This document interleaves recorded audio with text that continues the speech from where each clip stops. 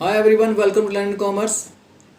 आज इस क्लास के अंदर हम एक और important topic issue of shares के अंदर four feature of shares and reissue of shares, इनका मीनिंग क्या होता है और उसके बाद इनकी जर्नल एंट्रीज कैसे होती हैं, और साथ साथ इसके न्यूमेरिकल्स को भी कंटिन्यू करेंगे।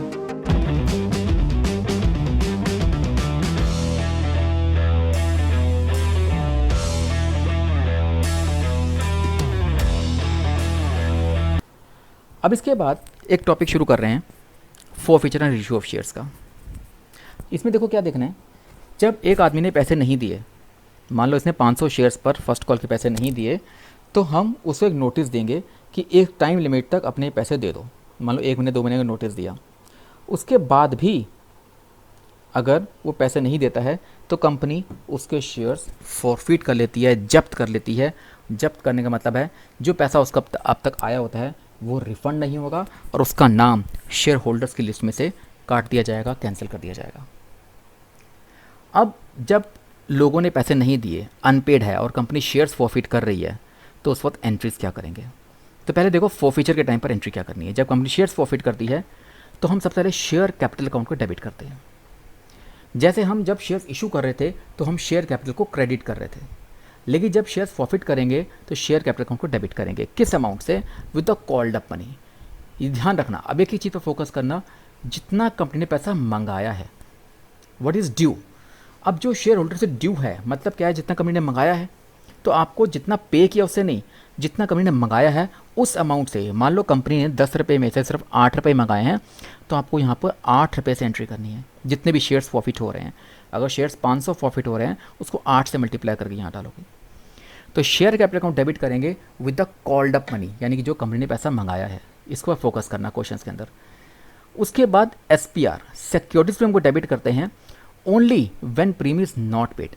क्वेश्चन में प्रीमियम है, चाहे एप्लीकेशन टाइम पर हो या अलॉटमेंट टाइम पर या फर्स्ट कॉल के टाइम पर, कभी भी हो, क्वेश्चन में प्रीमियम है। अगर वो शेयर होल्डर प्रीमियम दे चुका है तो हम यहाँ पर SPR को डेबिट नहीं करेंगे। ये SPR डेबिट तभी होना है when premium is not paid. Okay, तो शेयर कैपिटल अकाउंट डेबिट करेंगे with the called up money और प्रीमियम को डेबिट करेंगे only when premium is not paid. अब ये टोटल पैसा हो गया डेबिट साइड पर, जो पैसा उसने हमने उससे मांगा है शेयर होल्डर से।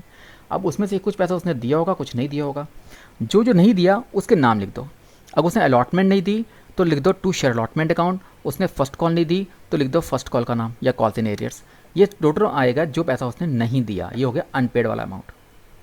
और जो पे कर दिया वो चला जाएगा शेयर्स फॉरफिट में, क्योंकि फॉरफिट में वही अमाउंट आएगा, जब्त वही होगा जो दिया होगा। जो दिया ही नहीं वो जब्त कैसे हो सकता है। तो ये हमारी फोर फीचर की एंट्री है। शेयर कैपिटल अकाउंट डेबिट करेंगे with the called up money. Security premium debit करेंगे only when premium is not paid, चाहे प्रीमियम में क्वेश्चन में प्रीमियम हो या ना हो। To share allotment account, to calls and arrears, ये दिखाने उनके नाम जिसका पैसा उस शेयर होल्डर ने नहीं दिया। और जो दे दिया, किसी का भी दिया हो, चाहे वो एप्लीकेशन का हो या अलॉटमेंट का, उसको कंबाइन करके टू शेयर्स फॉरफिटेड अकाउंट में क्रेडिट कर दो। ये आपकी होगी फोर फीचर की एंट्री। अब जब हम शेयर्स फॉरफिट कर लेते हैं तो दोबारा से कंपनी के पास ऑप्शन है, किसी और को शेयर्स रीइशू कर सकती है। जब वो शेयर्स को रीइशू करेगी तो वो डिस्काउंट पर या प्रीमियम पर, दोनों पर इशू कर सकती है। वो 10 रुपये वाला शेयर 8 में रीइशू करे या 12 में रीइशू करे, जितने में रीइशू करेगी वो आ जाएगा बैंक अकाउंट में। बैंक अकाउंट डेबिट करेंगे with the reissue price. Capital में आएगा, टू शेयर कैपिटल में डालेंगे विद द कॉल्ड अप या पेड अप। क्वेश्चन के अंदर कॉल्ड अप या पेड अप वैल्यू लिखी होगी, तो उस अमाउंट से मल्टीप्लाई करोगे शेयर कैपिटल में। कंपनी ने अगर डिस्काउंट पे इशू किया है तो उसको डालो शेयर फॉरफिटेड अकाउंट में, और अगर प्रीमियम पर इशू किया है उसको डालो प्रीमियम अकाउंट में। तो जितने में, अगर 10 का शेयर 8 में इशू किया है तो 8 रुपये बैंक में आ जाएंगे और 2 रुपये फॉरफिट में आ जाएंगे, क्योंकि यहाँ से हम ये मान के जितना पैसा हमने जब्त किया था उसी में से हम किसी और को डिस्काउंट दे रहे हैं। तो शेयर फॉरफिट में से निकाल कर किसी को डिस्काउंट दिया जाएगा, तो वो हम शेयर फॉरफिट अकाउंट डेबिट करेंगे। लेकिन अगर वो प्रीमियम पर इशू करेंगे, 10 का शेयर 12 में इशू कर रहे हैं, तो उसको हम सिक्योरिटी प्रीमियम से क्रेडिट कर देंगे। तो सिंपल सी बात होगी, अगर डिस्काउंट पे इशू करेंगे तो शेयर फॉरफिट को डेबिट कर देंगे, और अगर प्रीमियम पर इशू करें तो SPR को क्रेडिट कर देंगे। बैंक अकाउंट में डेबिट होगा उस अमाउंट से जितने में हम बेच रहे हैं, रीइशू कर रहे हैं, और कैपिटल में आपकी फेस वैल्यू या फिर कॉल्ड अप या पेड अप वैल्यू क्वेश्चन के हिसाब से लिखी हुई आएगी। लास्ट में जो फॉरफिट अमाउंट, जितना पैसा जब्त किया था और उसमें से कितना डिस्काउंट हमने आगे नए शेयर होल्डर्स को दे दिया, जो डिफरेंस आएगा वो हम कैपिटल रिजर्व में ट्रांसफ़र कर देंगे। तो share forfeit account debit to capital reserve, ये लास्ट एंट्री हो जाएगी। जो बैलेंस बचा होगा आपका, हमने कंसेप्ट पढ़ा था कैपिटल रिजर्व का, जो शुरू में टर्म्स में देखा था कि जो कैपिटल प्रॉफिट होता है जो डिविडेंड डिस्ट्रीब्यूशन के लिए अवेलेबल नहीं होता, ये ऐसा ही प्रॉफिट होगा। यानी कंपनी ने जो पैसा जब्त किया था वो पैसा कैपिटल रिजर्व में ट्रांसफ़र कर रही है। ओके, अब इसी बेस पर कुछ क्वेश्चंस देखते हैं। जैसे ए लिमिटेड ने 100 शेयर्स प्रॉफिट किए 100 रुपये के, इशूड एट प्रीमियम ऑफ 50%। इसका मतलब यहाँ पर उसकी फेस वैल्यू 100 रुपये की है और उसका प्रीमियम 50% यानी 50 रुपये का है। टू बी पेड, जो प्रीमियम है वो at the time of allotment देना है, और उस पर on which first call of 30 पर equity share was not received. 30 रुपये की जो फर्स्ट कॉल है वो अनपेड है, and final call of 20 is yet to be received. Final call अभी कंपनी ने मंगाई नहीं है। इसका मतलब 100 रुपये में से अब देखो एप्लीकेशन कितने की है, अलॉटमेंट कितने की है, फर्स्ट कॉल कितने की है और सेकंड कॉल कितने की है। पहले जरा बाइफरकेट कर लो उसको। वो कहता है फाइनल कॉल जो 20 रुपये की है वो तो कंपनी ने अभी तक मंगाई नहीं, ठीक है, 100 में से 20 तो मंगाई नहीं। बाकी फर्स्ट कॉल 30 रुपये की लिखी हुई है जो उसने अनपेड है,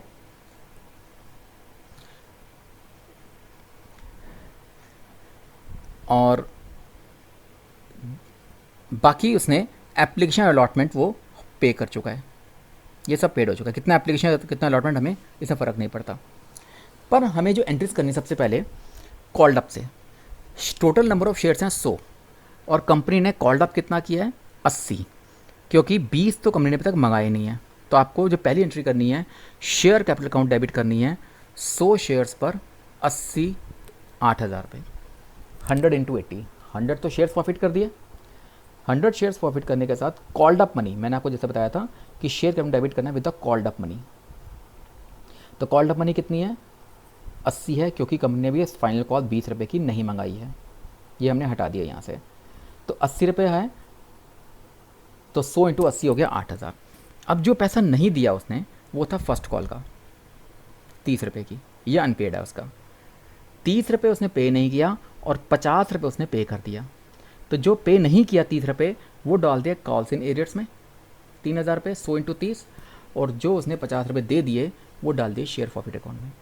तो कंपनी ने 80 रुपये मंगाए, कॉल्ड अप मनी 80 हो गई, एरियर्स 30 रुपये हैं, कॉल्स इन एरियर्स, इसमें फर्स्ट कॉल का नाम भी लिख सकते हो, शेयर फर्स्ट कॉल, जो उसे पैसे नहीं दिए 3,000 रुपये के, और जो उसने 50 रुपये दिए हैं 80 में से वो डाल दिए शेयर प्रॉफिट अकाउंट में, क्योंकि पैसा जब्त हो गया। उसके बाद हमने यहाँ पर एक चीज़ देखी थी, प्रीमियम।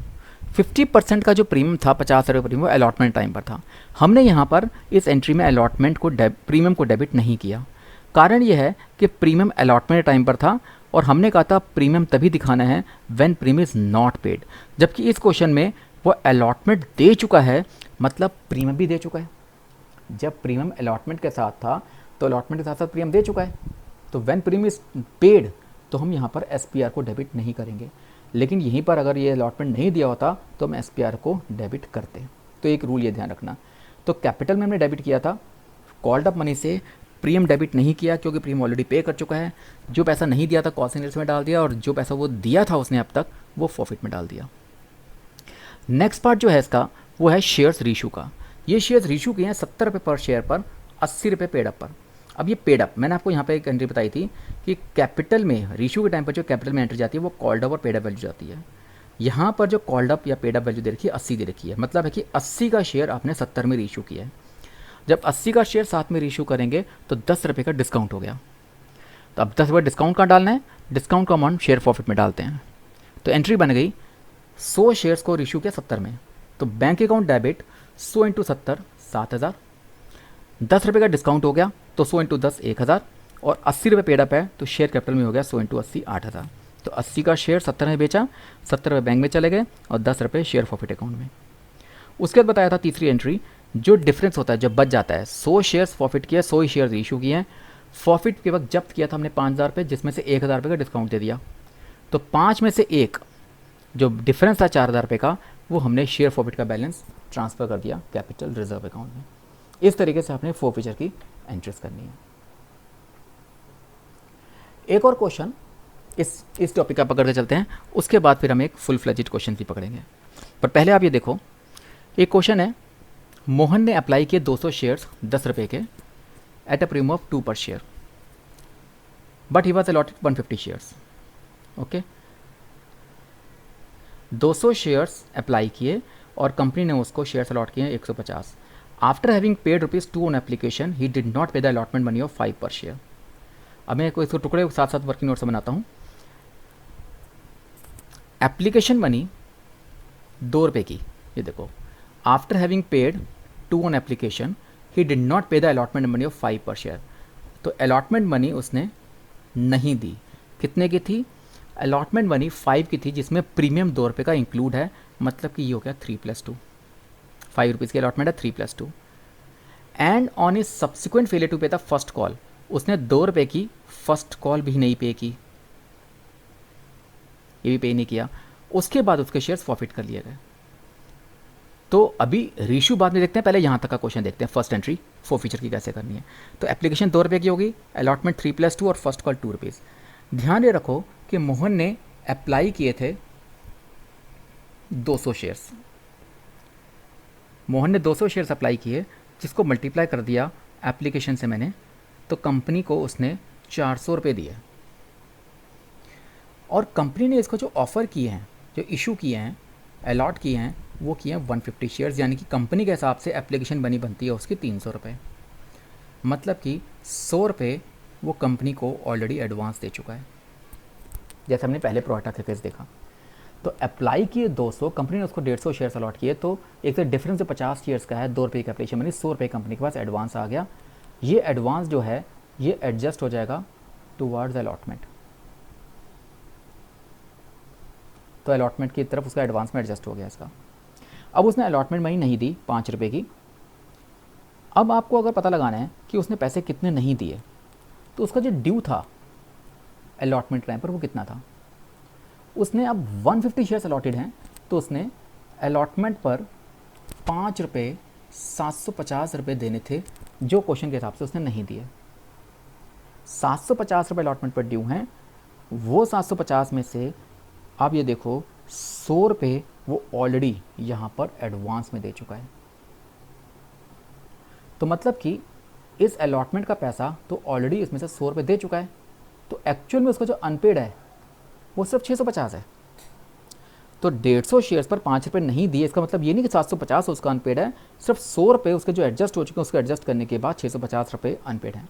अब इन वर्किंग नोट्स के हिसाब से एंट्री हम करते हैं। पहली entry share capital account debit. ध्यान रखो क्योंकि फर्स्ट कॉल यहाँ तक देखो 2 3 5 2 7,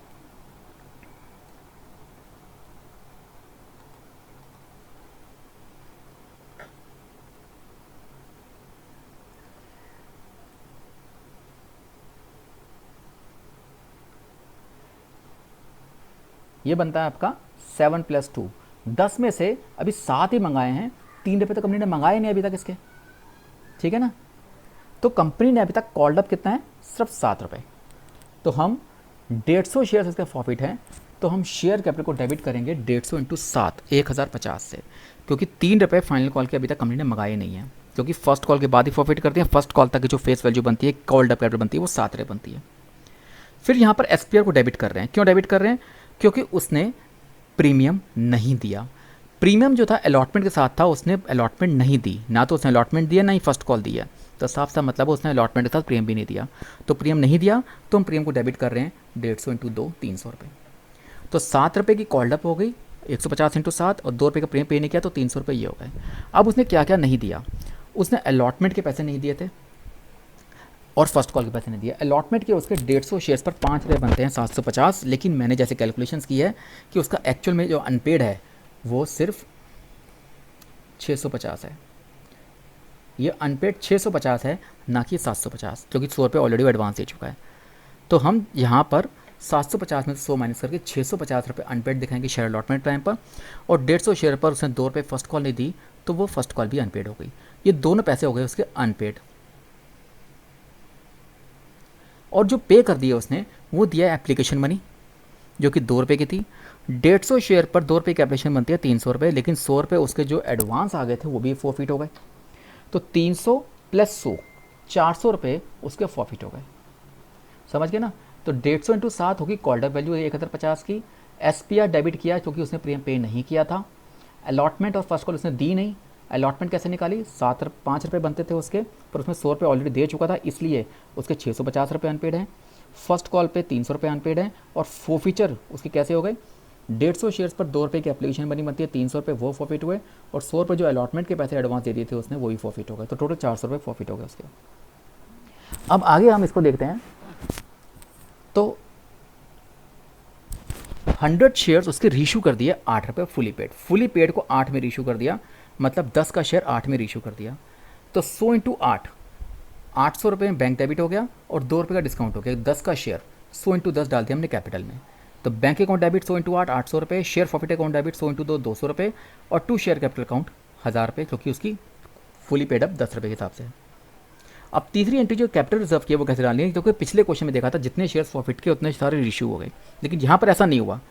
हमने प्रॉफिट किए हैं 150 और रीशू किए हैं 100, तो यहाँ पे एक प्रोपोर्शनल अमाउंट निकालना पड़ेगा कि 400 रुपये उसके प्रॉफिट हुए हैं 150 शेयर्स पर, लेकिन अगर 100 शेयर्स रीशू हुए हैं तो उसके हिसाब से प्रॉफिट का अमाउंट कितना बनना चाहिए, जो बनता है 267।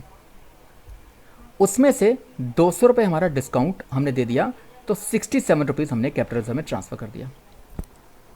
ठीक है, अगर ये पूरे के पूरे प्रॉफिट हो जाते या रीशू हो जाते तो हम इस 400 में से पूरा 200 माइनस कर देते, जैसे पिछले क्वेश्चन में किया।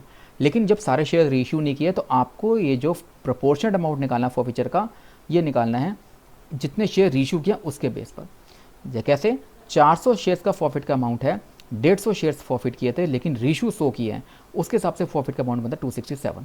उसमें से जो अमाउंट ये वाला है ये आपको माइनस करना है और आपका कैपिटल में ट्रांसफर हो जाएगा 67। ओके, ये आपका बेसिक एंट्रीज ऑफ फॉरफीचर की रीशू की एंट्रीज होंगी। तो आज के लिए मैं इतना ही कर रहा हूँ। नेक्स्ट क्लास में मैं इसी शेयर्स के फुल फ्लेजेड क्वेश्चंस जो कंप्लीट क्वेश्चंस हैं प्रोएटा के साथ वो कंप्लीट कराऊंगा, साथ में बैलेंस शीट कैसे बनानी है वो क्वेश्चंस करेंगे। तो अभी आज के लिए इतना ही। तो नेक्स्ट क्लास तक stay connected with learn in commerce. Thanks and I hope कि आपको यहाँ तक का टॉपिक सारा समझ आ गया होगा। फिर भी अगर कुछ रह जाएगा तो नेक्स्ट क्लास में सब कुछ कवर हो जाएगा, क्योंकि इन्हीं चीज़ों को हम कवर करेंगे नेक्स्ट क्वेश्चन में। So thank you for today.